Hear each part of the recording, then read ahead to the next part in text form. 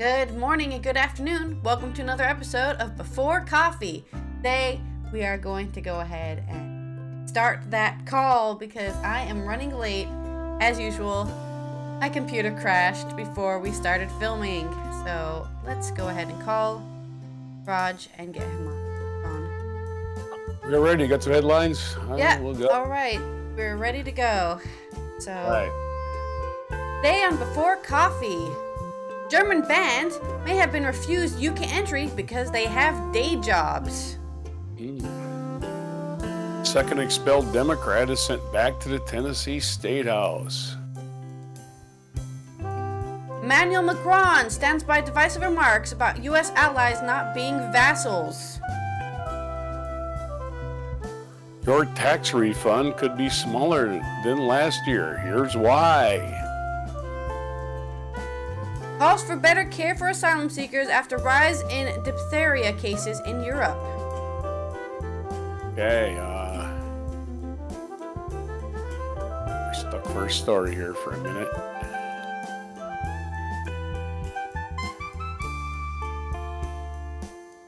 Witnesses asked about Trump's handling of map with classified information. Your story.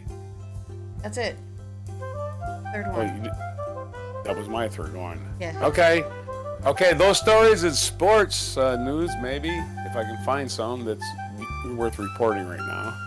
On today's edition, April 13th, 2023, of Before Coffee.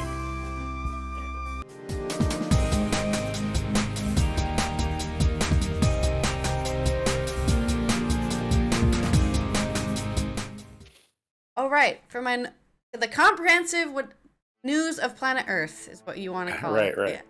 Sure, it's on the sign back there. All right. That behind your head. It's stuck. You should put it on where that light's reflecting off the wall. Because then you will see it. Let me do the while you're doing the story, I'll adjust it. Okay.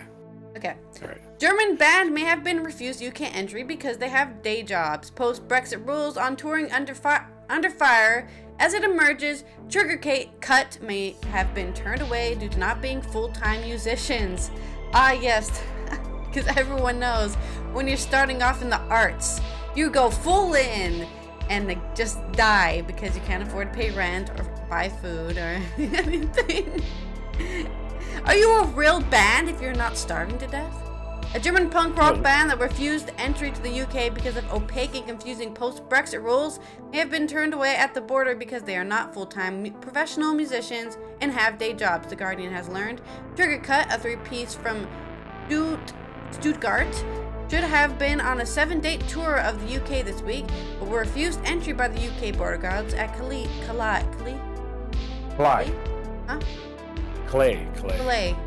last Thursday. Blaming the Tories' mess over Brexit, Labour said such experiences not only penalised up-and-coming bands, but damaged UK music venues, which are already in dire straits. The UK-based music agent Ian Smith, who had been helping the band understand why they were turned away, said that although their paperwork was in order, they refused entry after telling the border officer they had other jobs back in Germany. Like many small bands, they said they all had other jobs to pay rent. One of them is a landscape gardener, and that they did not earn much money from music, said Smith, who co-founded Carry On Touring, a UK artswork.info, UK artswork, but with like it doesn't matter. He has a website, okay, which campaigns to help artists work in the EU and UK. He said Trigger Cut were planning to enter the UK on Permitted Paid Engagement, or PPE exemption route, which allows artists to tour the UK for up to a month without a visa. But amid the small print in the proviso that anyone coming to the UK using PPE cannot do paid work unrelated to your main overseas job or area of expertise. Okay, but just because they can do landscaping doesn't mean they're gonna be doing landscaping. What? This is so dumb. It's like, oh, you mentioned you know how to cook, so sorry, we can't let you enter because you might get a job at a restaurant. Like, Jesus.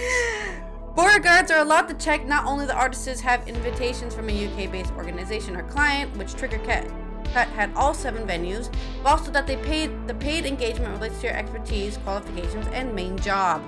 Smith said that the Board of Guard also wrongly told the band that they needed a certificate of sponsorship from each venue that they were due to play. There is no clarity from the government on what artists need to provide in order to play at the UK. The rules are opaque and confusing, even if English is your first language. The clause about not being allowed to do paid work unless it's related to your main overseas jobs will penalize so many artists who have to do other jobs to pay rent, said Smith, who Trigger Cut's experience might deter other foreign bands from playing in the UK.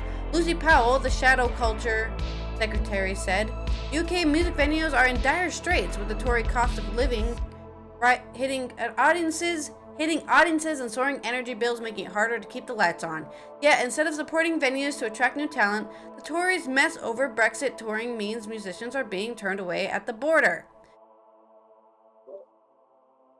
A bigger problem, he said, was bands from all over the world deciding it was too much faff to visit the UK on the European tours. This, he said, is largely because of the cost and hassle of getting a carnet, an international custom document required when entering the UK that allows a temporary importation of equipment and goods for events.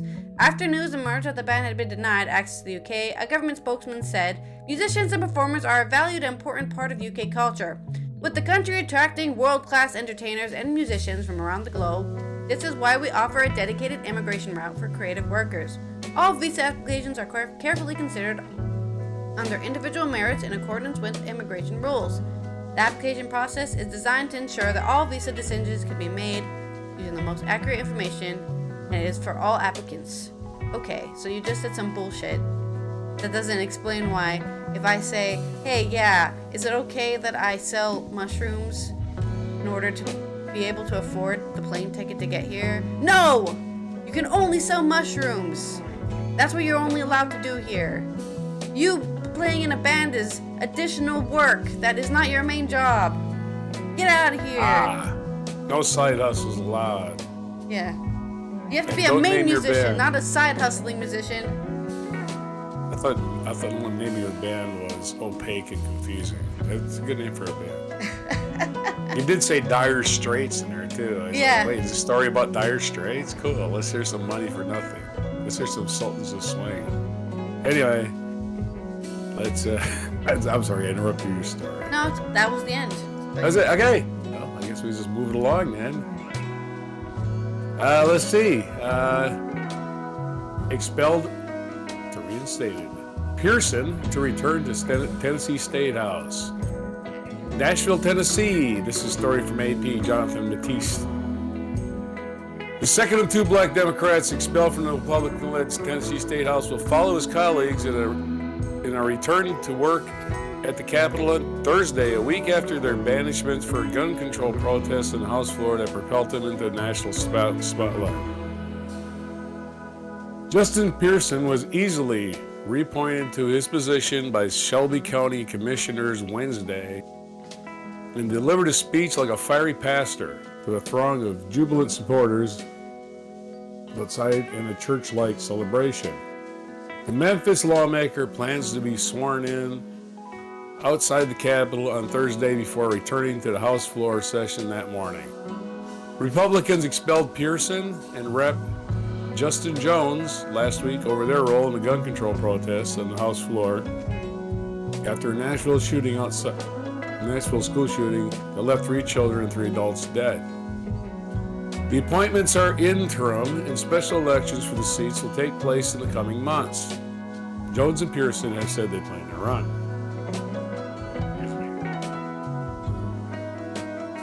The House's vote to remove Pearson and Jones but keep white Rep. Gloria Johnson drew accusations of racism. I wonder why. Johnson survived by 1 vote. Republican leadership denied that race was a factor, however, and noted that Johnson's role in the protest didn't involve some steps that Jones and Pearson took, including speaking into a bullhorn. Ooh, okay, that's it. Speaking, that's what you can do. On Monday, the Nashville Metropolitan Council took only a few minutes to unanimously restore the uppity Jones to office. I had the word uppity. He was quickly reinstated to his House seat that same day. The expulsions of last Thursday made Tennessee a new front in the battle for the future of American democracy. In the span of just a few days, the two raised thousands of campaign dollars, and the Tennessee Democratic Party just received a new jolt of support from across the U.S. Political tensions rose when Pearson, Johnson, and Jones from the House floor joined with hundreds of demonstrators who packed the Capitol last month to call for passage of gun control measures. As protesters filled the galleries, the lawmakers approached the front of the House chamber with a bullhorn and participated in a chant. The scene unfolded days after the shooting of a Covenant school and a private Christian school. Their participation from the front of the chamber broke House rules because the three did not have permission from the House Speaker. In Tennessee, the Republican lawmakers have been more supportive of the idea to strengthen school safety than to address gun control as they prepare to finish their work in coming weeks. Republican Governor Bill Lee has avoided commenting on lawmakers' expulsion, instead said the controversy was an issue concerning the House. He has since called on the General Assembly to pass legislation that would keep dangerous people from acquiring weapons. So the governor of Tennessee has now said, hey, you know what? Maybe we should keep dangerous people from acquiring weapons. Well, how about that? Okay, that's your story. Yeah, okay. Yeah, I also read recently on Twitter that they also expelled somebody in Arizona, but she was actually ethically she was breaking all bunch of rules. Violations. What is her name? Arizona State Legislature expelled Republican lawmaker over violations, including some relating to election misinformation. Fun side story that go along with yours. Well, my favorite little side story is Ted Cruz. I can't hear you. Cruz tweets. Right? Okay, Ted Cruz the other day, he tweets, well, you know, banks have people with security guards with guns. Banks have it. Why can't schools have it? Banks have it. See a good guy at a bank stops. Blah, blah, blah. Banks have guys with guns, right? What happens the very next day? Guy walks into a bank in Kentucky and shoots a bunch of people. Whoa, hey, guess what? The guys with guns didn't stop it. The cops come. They couldn't stop it either. He was still shooting at the cops when they showed up. So once again, Ted Cruz sticks his big old fat old tootsies in his yapper. Big old foot in his mouth. One day after, like almost immediately after he said that, a guy walks into a bank and starts shooting people with an AK-40 or AR-15.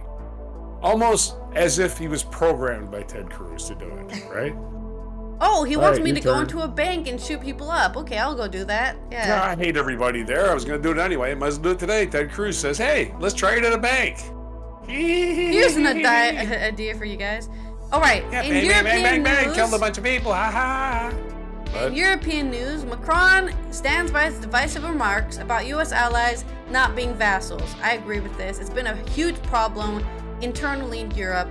Even like not just me, but fellow other Europeans would be like, why do we have to wait for America to do stuff before we decide to do things? Like we're their vassal states. So he's just saying it like we need to stop acting like, oh, we need America's permission before we do stuff. Is this your story? Yes. French president reaffirmed Sunday's call for Europe to act more independently from U.S. over China and Taiwan. Emmanuel Macron has stood by his controversial comments on Taiwan, repeating that being a U.S. ally did not mean being a vassal state. At the end of the state visit to the Netherlands, during which he had faced protests over pension reforms at home, Macron appeared to reaffirm the remarks he made in an interview on Sunday, in which he called for Europe to act more independently from U.S. over Taiwan. Being an ally does not mean being a vassal, or means that we don't have the right to think for ourselves, Macron told press conference in Amsterdam with the Dutch Prime Minister Mark Rutte. Macron, who visited China last week, said French and European policy on Taiwan has not changed, despite the furor over his remarks in which he backed Europe's strategic autonomy. France is for the status quo in Taiwan. Okay, so they want Taiwan to be a state. Peaceful resolution to the situation, he added. For the second day in a row, Macron was targeted by demonstrators protesting against France's move to increase the pension age from 64. Two demonstrators were arrested on Wednesday after running towards him outside Amsterdam University. Which one? which one? There's 15 different Amsterdam University. It's okay. On Tuesday, hecklers interrupted. And so I'm a alma mater is my Amsterdam University. So I'm like, there's like 5 different places that could be. Yeah. On Tuesday, hecklers interrupted Macron during a speech on Europe's sovereignty in The Hague. His comments that Europe must not get involved in the U.S. fights and should aspire to become a third pole alongside Washington and Beijing were acclaimed by Chinese media, but the reaction within Europe political circles has been sharply divided. He gave the interview just as China was undertaking military exercises off the coast of Taiwan in response to a meeting between Taiwan's President Jiang Ying-wen and U.S. House Speaker Kevin McCarthy in Los Angeles. Degrees of unease with Macron's freelancing also emerged in Berlin, where Annalena Baerbock, the German foreign minister, flew to Beijing on Wednesday for a long-planned visit that some officials framed as an exercise in damage limitation after the French president's remarks. The foreign policy spokesperson for Baerbock's Social Democrat coalition's partners, Neil Schmind, told Der Spiegel she faced the unplanned challenge of clarifying Europe's stance on Taiwan and firming up the warnings that the Chancellor, Olaf Scholz, sounded during his meeting with Xi Jinping in November. So basically, crazy concept here, Europe is not homogenous. There's a bunch of different people who are ruling different countries with different cultural beliefs, and Germans are like, nah, Taiwan is totally part of your country. And the French are like, nah, Taiwan is totally not part of your country. Yeah, it's going to be hard to be a third pole, or whatever he said, if we're not a singular identity. But that's kind of the glory of Europe, is that we're not a singular identity, but we also are at the same time. Taiwan is like one of them things that everybody just like, yeah, China. Yeah, we know you think it's part of China, but it's not. But we're not going to make a big fuss about it most of the time. But we're going to send people there once in a while as diplomats to stick our finger in your eye. Hey, China, guess what we're doing today? We're visiting the president of Taiwan today. Ha ha ha ha. Yes, we do that once in a while. I think the real problem with stuff like Taiwan is that a lot of countries who have maybe zones in their country that also want to be autonomous see Taiwan as an example of what could happen. So they have to be like, no, we can't allow it to happen. Because then the weird autonomous zone in our country is going to want to leave too. And then we'll lose them. And people really don't like losing land and tax revenue. So it's weird. Yeah. I mean, the U.S. has territories like that. Puerto Rico. Guam. Right. And we can let them be states. They can vote on statehood. But we always make the prerequisites for it to, they change. You guys got to have a vote to be statehood. And they go, well, we didn't like that vote. It wasn't done right. Well, the other problem is that some people DC just don't want to be more part. Some people just don't want to be part of the U.S. They just want to be a country by themselves. But they're not given the option to be like, can we just go be a country? No.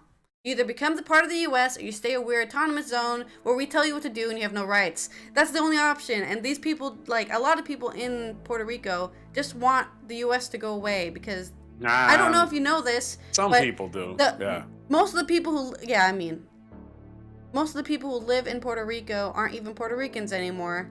It's just a bunch of white people who are using it as a tax haven. Well, I wouldn't say most of the people. I've been there a lot, so most of the people there are from Puerto Rico. They've never been anywhere else. Yeah, it's Puerto Rico's different, but like DC. DC's a territory. They have no real rights as a state. There's 1 million people almost there. Bigger than most, like 12 U.S. states. More live in DC, but they don't have the same rights. All right, well. All right, continuing my story. Continuing my story. Oh. I thought it was over. Macron's call for greater economic and defense sovereignty for Europe is not in itself new. and was criticized only when he coupled its aspiration with a call for Europe to distance itself from the US over Taiwan. He added that Europe should not be caught up in disordering of the world and crises that aren't ours. In a sign of French disarray, the country's foreign minister canceled a planned debriefing on the trip from foreign diplomats in Paris on Tuesday, as officials scrambled to make sure they had consistent message and to limit any fallout with Washington. Oh no, America's gonna get angry at us. The U.S. Republican senators have already responded by calling for the U.S. to rein in its support for Ukraine if Europe is not prepared to back the U.S. over China. Ah yes, one country, France, says, Taiwan's a great place, the U.S. You know what? Europe sucks. Let's get them all out. Like, why do you have to make one country an example of the entire region? You're trying to use logic on Republican senators. Marco Rubio, Republican senator, if France won't pick up sides over Taiwan, maybe the U.S. shouldn't pick sides on Ukraine and leave it to Europe. The former U.S. President Donald Trump accused Macron, who he said was a friend, of kissing Beijing's ass. The German leader of European People's Party in European Parliament, Manfred Weber, also criticized Macron. There is no middle ground between international law and the pursuit of empire by autocrats. To protect our freedom, Democrats must stand together in defense of rules based in the world, Ukraine, and in Taiwan. We have to strengthen our alliance with the U.S. Blah, blah, blah. More ass kissing. European Council President Charles Michel showed great sympathy, saying there has been a leap forward on strategic autonomy compared with several years ago on the issue of the relationship with the United States. It's clear that there can be nuances and sensitivities around the table of the European Council. Some European leaders wouldn't say things the same way that Emmanuel Macron did. I think quite a few really think like Emmanuel Macron. Yeah, I think a majority of them think that way. Baerbock's China visit was originally scheduled to overlap with that of the EU Foreign Policy Representative Josep Borrell, and the two politicians were meant to attend some meetings together. But the Borrell announcement on Wednesday that he had to cancel his trip due to COVID infection. So, the random blip there at the end. So I misunderstood this a little bit. Macron is actually, I think he's like pro-China taking Taiwan. Really? And America is pro-Taiwan being a free country from China, right? So that they can use it as a puppet state. The U.S. is pro. I'm freely saying it now. The U.S. only cares about Taiwan because they can use it as a puppet state against China. And that's the only reason. It's democracy, my friend. It's democracy. Yes, they get to vote for their leaders. The same same reason that we started a war in Korea and Vietnam, and that went really well. Look at Korea now. Anyways. Well, we didn't start the war in Vietnam. We escalated it. It was a proxy war, yes. Right. It was already a French war, and we didn't start the war in what was the other one? Korea. I'm just saying, we join wars. We don't necessarily start all these things. We just no, go, I can tell you for democracy's a fact, got a chance. Let's go. Right? That America we didn't start put the Ukraine war. We fingers joined in the pie, and then there's a war happening. We better go help. Exactly. Save democracy. There's economic interests. There's just business of war. There really is. We got to decide how we can this thing. Yeah, that's all. And when you said senators, and then you said Marco Rubio, I almost laughed. It's like almost nobody considers. Yeah, almost nobody considers him a senator. Okay, I almost swallowed my gun. That's it. I mean, even Republicans don't consider him a senator. He doesn't go to work. He doesn't do his job. He just goes there and kisses butt, and that's about it. Well, but, I kiss some butt. Back to what I was saying. He's the least. Anyway, go ahead. Macron is obviously saying, let's not involve ourselves in things that really have nothing to do with us. And then Germany was going, no, we really do care about Taiwan. Or whatever. I don't know. It's just really weird. And it is. Taiwan's always been that way ever since Taiwan's existed. I mean, I kind of agree with Macron here. Like, who cares? Does it really affect us at the end of the day? Kind of in a world politics way. But should you be spending a lot of energy making sure that, you care about Taiwan sovereignty or don't care about Taiwan sovereignty? I don't know. Well, what does Macron's it really a politician. affect other than if Taiwan becomes its own country, like I said, then people can use it to fuck with China. Really. I don't think anybody cares about Taiwan, the people in Taiwan, and the people who live in Taiwan. They only care about using Taiwan as a piece on the board in global politics. Well, again, Macron's a politician. He probably picked an issue that he can get votes on, and Hey, you know what? Macron's right about that, even though he's screwing us on retirement. He sure as hell has figured out that thing. So there you go. Macron's my guy. He gets 5 people to forget. It's a gradual process. Well, He probably doesn't have an election this year, right? Macron is in the same situation that Joe Biden was in, which is he got voted in because the other person is a no. It's terrible. Yeah, like you don't want Trump as president. You don't want an outright French woman as president. So who do you vote for? The other guy. That's the only reason he's currently leader of France still, is because the other person was terrible. To coin a phrase, you vote for the Joe you know. All right, you ready for next story? Your story. All right. This is about tax season in America, which ends tomorrow, or day after tomorrow, April 15th. Your tax refund could be smaller than last year. Here's why. This is from AP again, and Cora Lewis. AP. Might be the same for everybody, really. Lewis covers personal finance and economic news. Expecting a tax refund? It could be smaller than last year. And with inflation still high, that money won't go as far as it did a year ago. The 90 million taxpayers who filed as of March 31 got refunds that were an average of nearly 10% less than last year, in part due to the pandemic relief programs expiring. The filing deadline for most taxpayers is Tuesday. They're letting us until next Tuesday, which is what is 5 days from now? The 18th. Okay.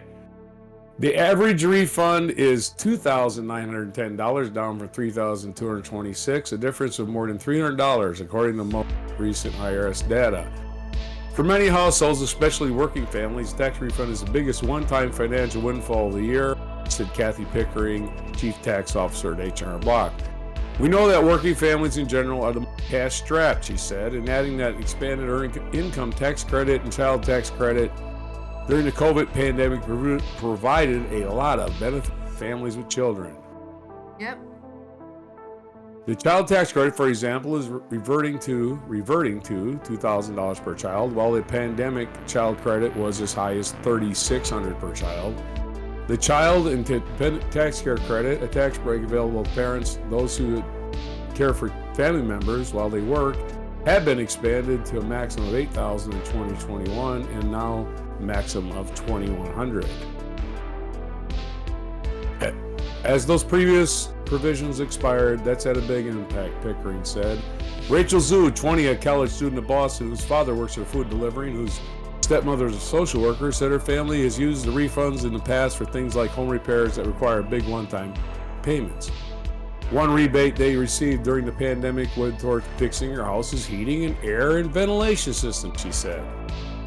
Zoe has worked since she was a teenager and has already filed her taxes this year. Her refund? $1.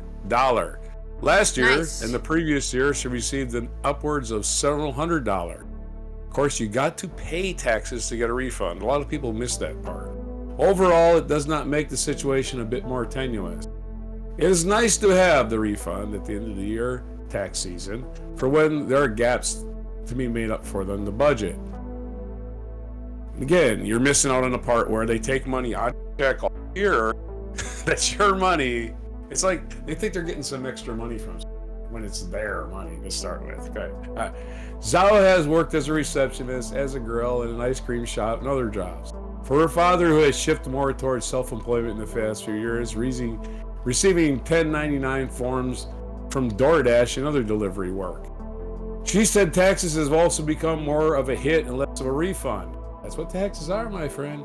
Pickering said that more Americans took on side hustles, gig and freelance work and of course those ones do not deduct income tax, during the pandemic, so they can be experienced the self-employment tax. So they may be experienced the self-employment tax and the consequences of lack of withholding. In other words, yeah, you made $15,000 the first 3 months of your side hustle, but you paid $0 because you didn't realize you had to pay a quarterly tax.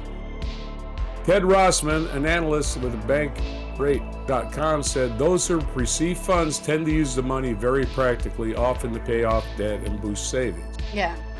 What I do think is definitely significant is the fact that other costs have gone up. It's bad enough that it's taking 10% off your tax refund, but on top of that, the groceries might be up and rent and gas prices. This is the money that a lot of people really count. Again, we need to slow down here and say, this is not money that somebody owes you from somewhere, okay? This is your own tax money. That's all it really is. If you don't want to pay the taxes, if you want a big refund, pay a lot of taxes in advance. If you don't want a big refund, don't pay a lot of taxes in advance. That's basically always been the rules. The pandemic changed it. That's all. Even a difference of $300 on a tax refund does pale in comparison to the stimulus people received during the pandemic. Psychologically, economically speaking, it probably feels like just one more thing. So maybe it weighs on confidence more than actual spending. Elena, 32, a Florida-based fiber artist who has to be identified by her first name to protect her privacy, said her refund will go towards house repairs and clearing up debt. And don't you ever tell the IRS, because I want my privacy. I have a ton of, sorry, that was me editorializing. I have a lot of credit cards and have to borrow money from people that I need to pay back. I wish it would go for fun stuff, but money is too tight. There's a mosquito in here. We'll get that. He's up on the TV now. They actually fly faster than you think. See him now. No, don't worry. I know all about mosquitoes. Did I read that part? I have a lot of money for credit cards. I have to borrow money for people that I need to pay back. I wish they could go for fun stuff, but money is too tight. Alana, who sells her work online, has been self-employed since she lost her job in the healthcare sector in 2021. She said last year, she hasn't filled out her taxes this year, but last year, she and her husband, who is unemployed, received about $3,600 after filing jointly. According to Bankrate Roseman, there is a possibility this year's lower tax refunds could weaken consumer spending, and as a result, help slow inflation. Well, there you go. You're going to slow inflation. You should be happy. It's bad news for households because people want higher funds, but obviously. But I think perhaps quietly the Fed might cheer. Of course they are. They get more, they get to keep more of the treasury. They're not giving it out. To combat inflation, the Fed has been raising interest rates to increase the cost of borrowing money with the hope of slowing the economy. Unfortunately, for those households that have spent through their savings, who are now relying on credit cards to get by month to month, those higher interest rates have now led to average credit card rates over 20%.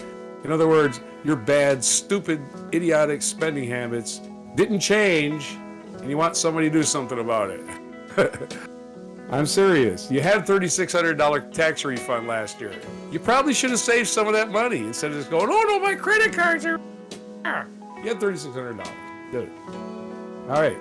And again, tax refunds are not like the government's giving you money. All right? It's your money to begin with. If you want the money, have less withholding. Tell them you want it. Yeah. Yeah, just take less withholding, and then you go, oh, I've actually figured out how this works. All right, your story. All right. My next story is about calls for better asylum seeker care after diphtheria cases in Europe rise. Researchers say improved health screening of people arriving in small boats is needed to prevent outbreaks. This is following the story we did yesterday about how the UK is trying to stop people from seeking asylum altogether, following the Greek model of just picking up people on boats. Health experts are calling for better care for asylum seekers as research reveals small boat crossings have been linked to a sharp increase in diphtheria cases in the UK and across Europe. Reception centers in the UK have hit by a series of scandals in recent months, including the outbreaks of disease and reports that offers of assistance from public health leaders has been declined by the Home Office. Now, experts at the European Society of Clinical Microbiology and Infectious Disease, ESC-MID, say improved health screening of people arriving in small boats is vital in order to see off the threat of future outbreaks. The researchers said there has been evident transmission among migrant people, which they believe had occurred during travel with migrant facilities. They said a lack of proper vaccination among migrant people was a reason for outbreaks. To avoid future outbreaks of diphtheria and other diseases in the UK and elsewhere, the researchers are calling for increased awareness of disease symptoms among border officials and physicians caring for migrants and asylum seekers, thorough vaccination protocols, and timely screening of at-risk individuals. It says that 73 cases of disease recorded in England in 2022, up to 12 cases the previous year, and one further case has been recorded in 2023. Data was published in the European Congress of Clinical Microbiology and Infectious Disease. About half of those infected, 51%, presented with skin problem caused by the disease, which can include blisters on the legs, feet, and hand, large ulcers, and another 12% large ulcers. Another 12% had no symptoms, and these cases was picked up through screening or contact tracing.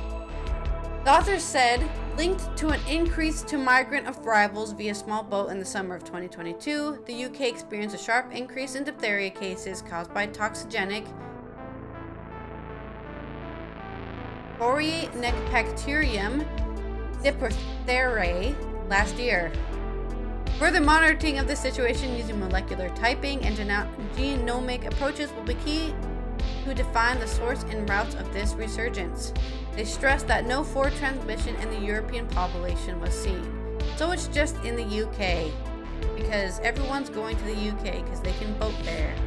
That's really funny to me because in the past, during World War II, the UK hailed their island as a gift from God, right? We're lucky to be living on an island because we don't get physically invaded. They can only invade us through boats and planes. Oh, we're so lucky. God has blessed us. And now it's the reason that people can just sail and then seek asylum in their country, which they really hate for some reason, but whatever. Your next story. Okay. All right. So back to Trump stealing classified documents story. One of his other prosecutions is coming up. Witness is asked about Trump's handling a map with classified information. The map, this is from the New York Times. Staff writers Maggie Haberman, who basically lives in Trump's house, I think. Adam Goldman and Alan Froer. The map is just one element of Justice Department's inquiry into former President Trump's possession of sensitive documents, whether he obstructed justice in seeking to hold on to them. Fellow investigators are asking witnesses whether former President Donald J. Trump showed off to aides and visitors a map he took with him when he left office that contains sensitive intelligence information. 4 people with knowledge of the matter said. The map has been just one focus of the broad Justice Department investigation into Trump's handling of classified documents after he departed the White House. The nature of the map and information contained is not clear, but investigators have requested a number of witnesses about it. According to witnesses with knowledge of the matter, as the special counsel overseeing the Justice Department's inquiries, Jack Smith, examines the former president's handling of classified material after leaving office and weighs charges that could include obstruction of justice. One person briefed on the matter said investigations have asked about Mr. Trump showing the map while aboard a plane. Another said that based on questions they were asking, investigators appeared to believe that Mr. Trump showed the map to at least one advisor after leaving office. A third person with knowledge of the investigation said the map might also have been shown to a journalist writing a book. How righty that. Journalists never keep their mouth shut. The Washington Post has previously reported that the investigators have asked about Trump showing classified material, including maps, to political donors. The question of whether Mr. Trump was displaying sensitive material in his possession after he lost the presidency and left the office is crucial. The investigations try to reconstruct what he did, what he was doing with boxes of the documents that went with him to his Florida residence or private club. Among the documents, investigators have focused on precisely when Mr. Trump was at the club last year. In particular, they were interested in whether he remained at Mar-a-Lago. Boxes of material that were still stored there before Justice Department counterintelligence officials seeking their return visit in early June, according to 2 people familiar with the question. Mr. Trump typically leaves Florida for his club in Bedminster, New Jersey, earlier than he did last year when he was still at Mar-a-Lago for the visit from the Justice Department officials on June 3rd. The investigators had been gathering evidence about whether Mr. Trump had AIDS, bringing boxes to sift through after grand jury subpoena was issued in May for any government documents Mr. Trump still had in his possession. After June 3rd visit, when Justice Department officials had a bunch of documents with classified markings at Nashville, Mar-a-Lago, a lawyer for Mr. Trump signed a certification saying diligent search had been conducted and all government material had been returned. The statement proved untrue 2 months later when the FBI found hundreds of pages of additional classified documents during a court-authorized search. The investigators also asked questions about whether General Mark A. Miley, chairman of Joint Chiefs of Staff, was ever mentioned in discussions related to the boxes of material, as well as whether donors for Mr. Trump were ever part of the discussions about the material, according to people about the questions. Okay, so you can sign out classified material, but you gotta bring it back when they want it. But he didn't sign it out, he just took it. So again, their legal standing appears to be the Trump people is like, well, you know, other presidents did this. Yeah, well, other presidents also gave the stuff back when they were asked for it, and didn't lie about it when they're asked for it again. This is my. Didn't lie about it a third time when they're asked for it again. They didn't just go around attacking people. They just turned it over. Didn't say a fucking word to anyone. All right, here's. All right, my story is going to be about Daft Punk's helmet. Thomas Bonglutter taking off his helmet and leaping into ballet. Interview by Charles Ravens on The Guardian. 2 years after the French funk meisters unplugged, the electro legend is releasing his first new material, a ballet score. He explained why working with real-life humans was scary. On January 1st, 2000, childhood friends Thomas Bonglutter and Guy Manuel de Homem Christo, great name, decided to become robots. For the first release of their second album, Discovery, the Daft Punk duo enlisted Hollywood effects designer Tony Gardner to fit them with helmets and robo-gloves, which they would then unveil in a photo shoot for the Face magazine and wear in public unfailingly until their split in 2021. Like Discovery, a gilded, chart-bound spaceship built from shreds of 80s pop, funk, and metal, the robots offer us a very retro vision of the future. I feel like I'm saying his name wrong. Bonglutter, because he's French. Bonglutter, taller in the silver helmet, was convinced that the human-machine interface had gone haywire. The difference between reality and fiction is gone, he told NME in 2001. You've got Photoshop, deformed images, a speech of the President of America that says things he never said, animatronics, androids. You can't believe what you see on television anymore. That prescient takes what half a lifetime ago, and now the 48-year-old has unplugged his LED helmet for good. 2 years after Daft Punk's Power Down, he's releasing his first new material, Mythologies, an orchestral ballet score for the French classical label Erato. There are no synths, no disco samples, not even electricity. It's a carbon-friendly approach, Bonglutter says wryly. This thing can be performed with just breathing of musicians and the dancers. Growing up in artsy Montmartre,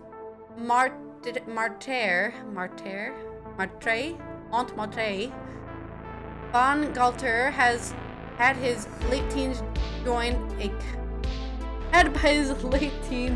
covert stories. There's so many French words in here that my mouth gets confused. Too many French I have to switch my lips, my tongue movement from French to English, from French to English. Skip Parisian over. clubs. Just say Jones. Kids who were setting the French touch sound in motion, splicing old disco samples with the jacking energy of Chicago house. His generation will, he thinks, always prefer knobs and faders to slick computer interfaces. Ironically, Mythologies is one of the only times he's made music with a laptop, but he says of his monastic desk setup, there were no menus or timelines or computer screens or pop-ups or anything that would distract from the blank page.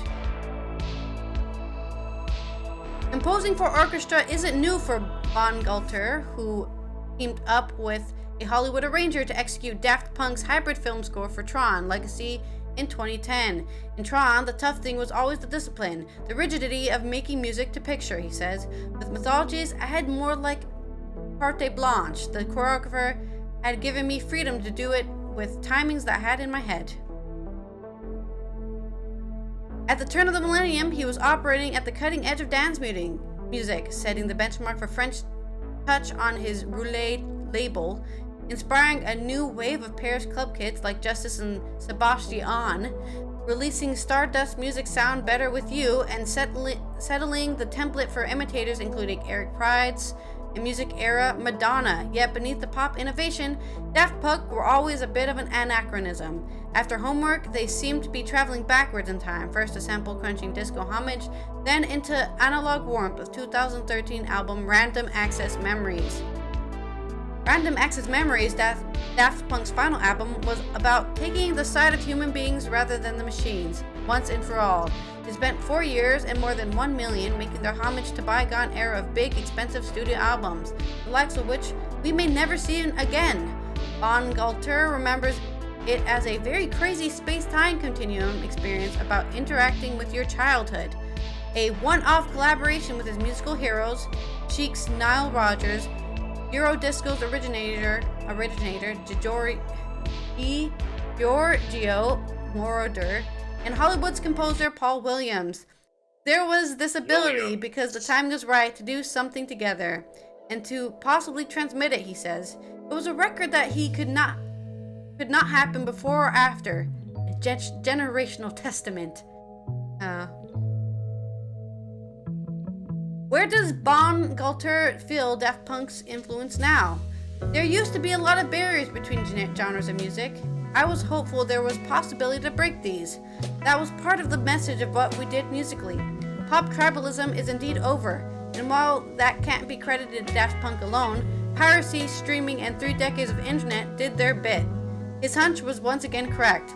In some way, the world is much more polarized now, but not really musically. Musically, there is this ability to mix and match and create levels of conflicting aesthetics or clashing ideas. I just hope that the tolerance existing right now in music will exist more in society as well. The defecting robot has one more warning. Now there is an urgency to somehow bend the algorithms. Mythologies is out now on Arado. Check it out. From ex-Daft Punk, Von Galter. I don't know how to say his name, but... Right on. Well, right. Again, too much French. Maybe just say... Blah, blah, blah, blah. Just move on. I don't know. Okay, in the last story, moving along here, we have this day in history. The comprehensive news of planet Earth. In 1598, King Henry IV of France promulgated the Edict of Nantes. Oh, here we go with French stuff. In Brittany, granting large members of religious liberty to Protestant subjects such as the Huguenots. Charles I in 1640 reinstated Parliament after 11 years. That was awful nice of him. Yeah. 11 years of, we don't have a government, just me.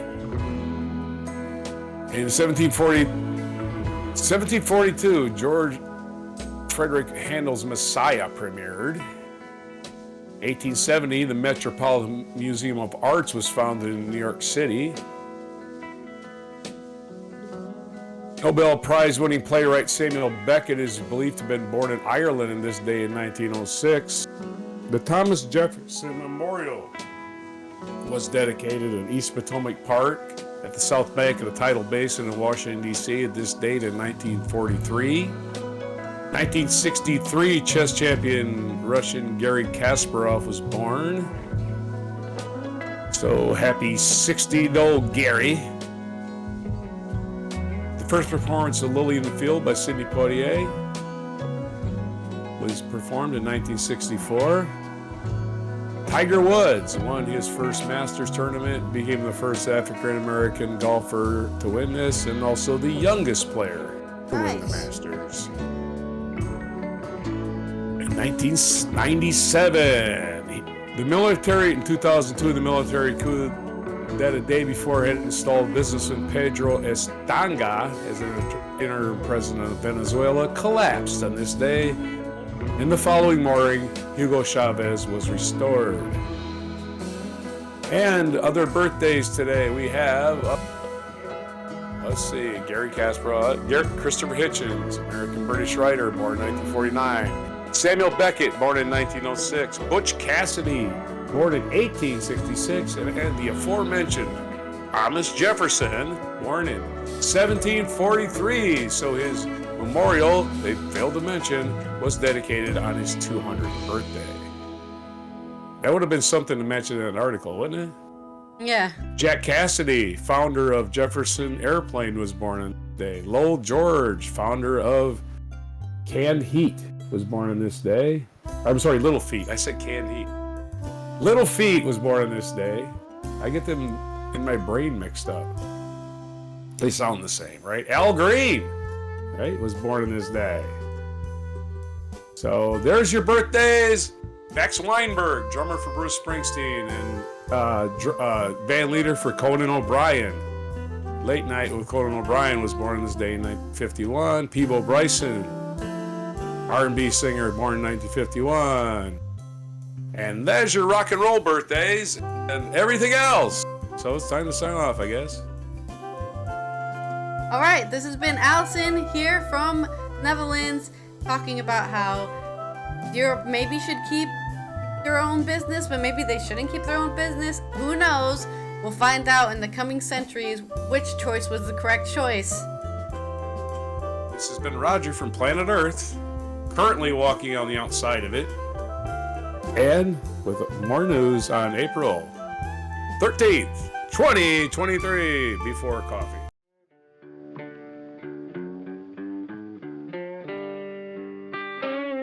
Be sure to hit the like, subscribe, and notify buttons, and follow our other channels, Toxic Alley, History of Gravy, and Scratchy Old Records.